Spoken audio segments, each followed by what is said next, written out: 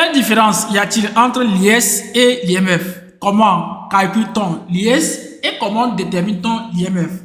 Comment on enregistre l'IS et comment on comptabilise l'IMF?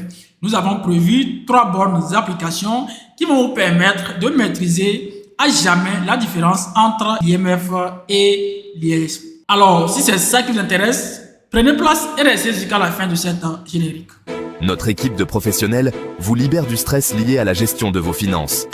De la tenue de livre à la déclaration d'impôts, nous nous occupons de tout, fini les doutes sur les codes fiscaux. Grâce à une gestion financière précise, ponctuelle et conforme, vous pouvez piloter votre entreprise dans la bonne direction.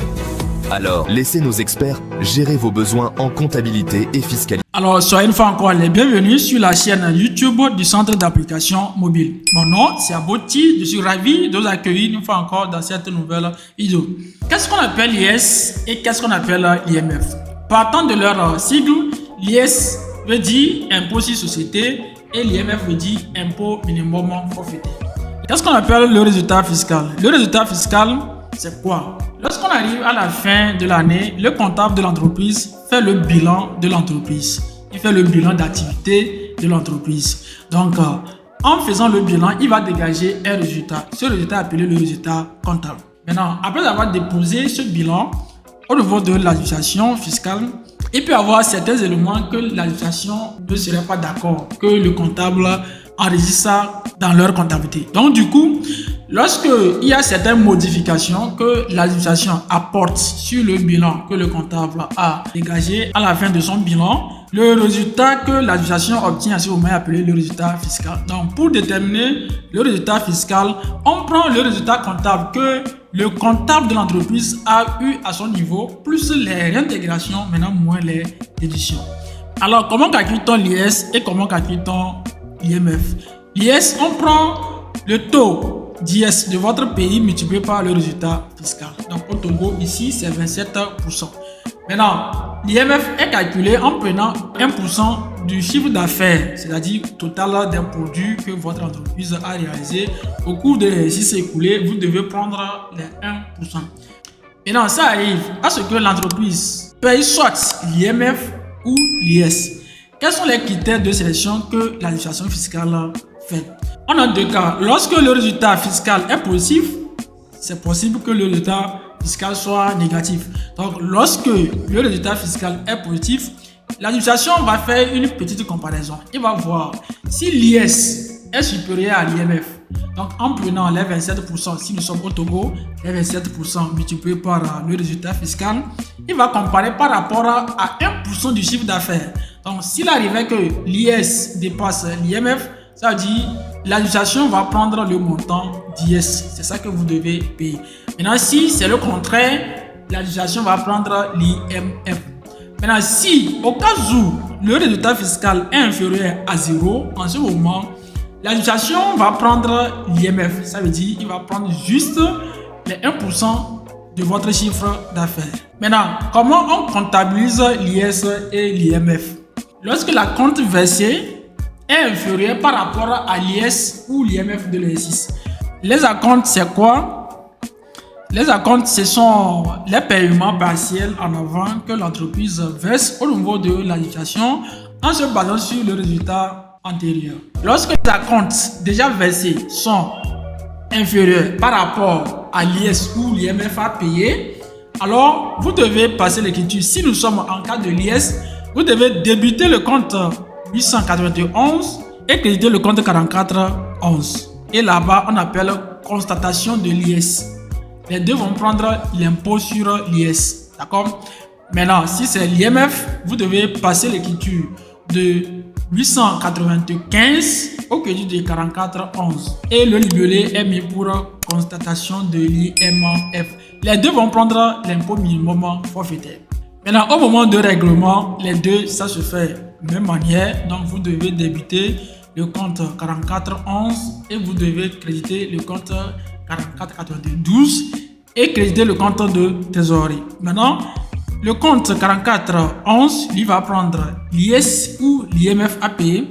Maintenant, 44,92, il va prendre les acomptes que vous avez déjà versés en amont avant de déterminer réellement l'IS ou l'IMF de votre exercice. Et maintenant, le reste ou le complément qu'on appelle encore la différence, lui va rester au niveau du compte de trésorerie.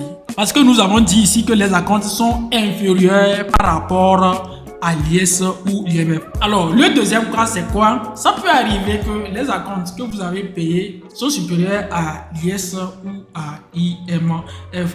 Dans ce cas, comment il faut faire? Si c'est pour l'IS, vous devez toujours passer l'écriture de la constatation de l'IS en débutant toujours le compte 89.1 et créditer le compte 44.11.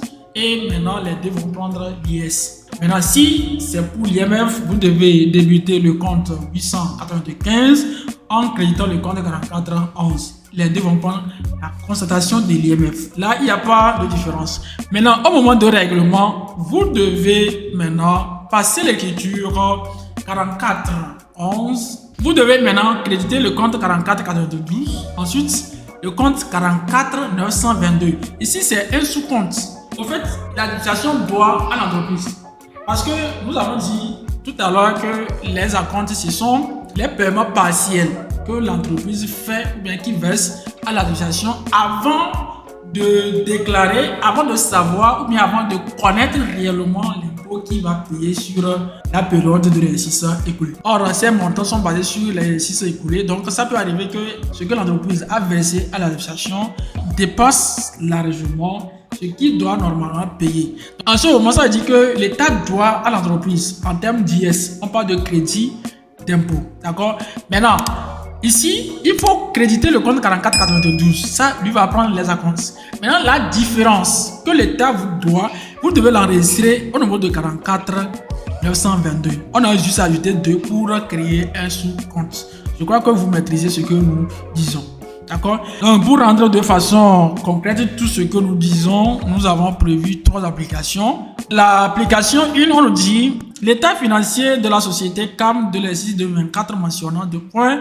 Le chiffre d'affaires annuel 998 millions, le résultat comptable 3 500 000. Les informations complémentaires, on a paiement d'un redressement fiscal 400 000. Le salaire du promoteur est de 4 millions. Partage des dividendes aux actionnaires est de 4 500 000. Achat de marchandises est de 68 millions. Achat d'une voiture luxueuse est de 148 millions. Frais de sécurisation du cousin du DG qui est de 3 200 000. Reprise de provision de congé du DRH qui est 950 600. Le total des acomptes versés à l'administration s'élève à 953 150. TAF. En vous basant sur votre compétence en comptabilité et en fiscalité, déterminez le résultat fiscal et calculez l'IS et l'IMF. Et ensuite, passez les écritures comptables nécessaires. On dit NB, le taux de l'IS est de 27%. Alors, nous allons entamer la partie solution. Donc, ici, nous avons le résultat comptable qui est 3 500 000. On a ça ici, le résultat comptable qui est 3 500 000. D'accord? Donc, on a ramené le résultat comptable. Maintenant, nous avons dit que lorsque le comptable fait le bilan et qu'il dépose à l'administration, il y a certains éléments que l'administration ne sera pas d'accord avec. Donc, l'administration va faire certaines réintégrations et certaines déductions. Donc, nous avons publié une vidéo concernant exclusivement le résultat fiscal et le résultat comptable. Vous pouvez visualiser cette vidéo. Là-bas, nous avons détaillé les critères de réintégration et les critères de déduction. Donc ici, lorsque nous prenons le bilan que notre comptable a fait, il a mis le redressement fiscal, ce qui a fait que son résultat comptable est de 3 500 000. Donc l'administration ne va pas accepter. Donc ici, on doit réintégrer. On va réintégrer ça parce que c'est une erreur au comptable et qu'il y a un redressement fiscal. Donc ici, on va réintégrer le redressement fiscal qui est de 400 000. D'accord?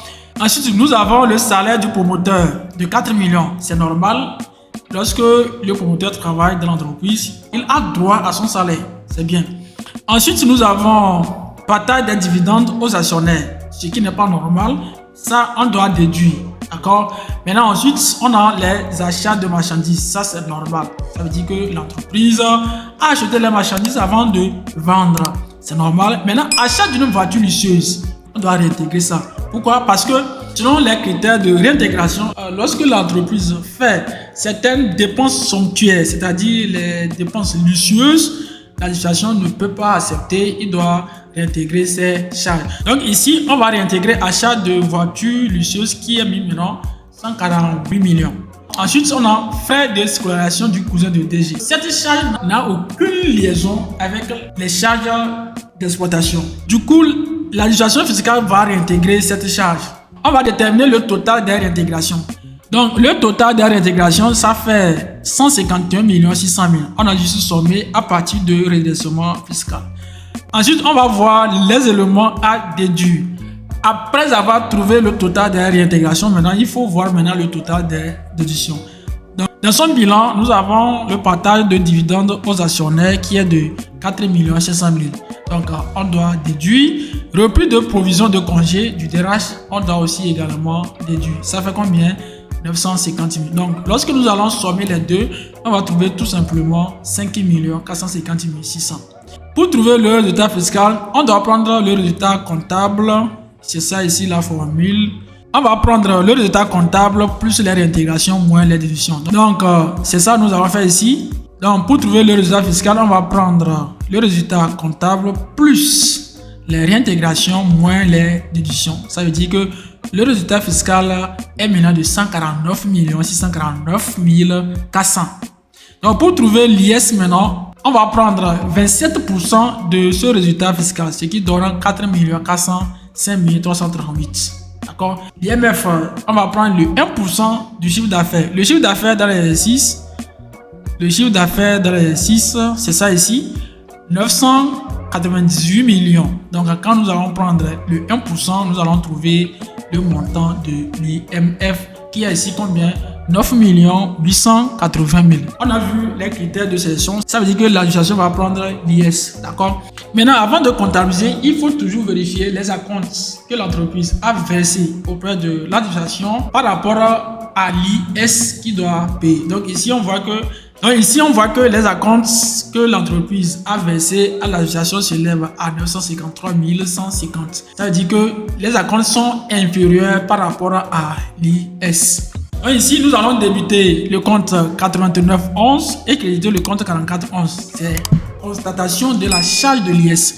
Les deux vont prendre le montant de l'IS. D'accord, ça serait 4 405 338 au débit ainsi que au crédit. Maintenant, au moment de règlement, l'entreprise va débuter tout simplement le compte 4411 et créditer le compte 4492 qui va prendre le montant des acomptes qu'il a déjà versé à l'entreprise. Et maintenant, la différence, l'entreprise va payer ça. D'accord? Il va payer ça. C'est ça que nous avons appelé dans la vidéo précédente le complément ou la différence. Ça veut dire, on va prendre tout simplement l'IS réel de l'exercice moins les acomptes que l'entreprise a versé auprès de l'administration. Ce qui nous donne ici 39 452 188. Et voilà, j'ai maîtriser la première partie de mon application.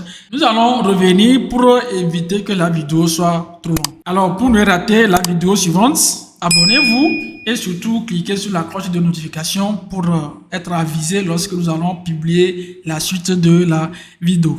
Sur ce, nous vous disons merci et à plus.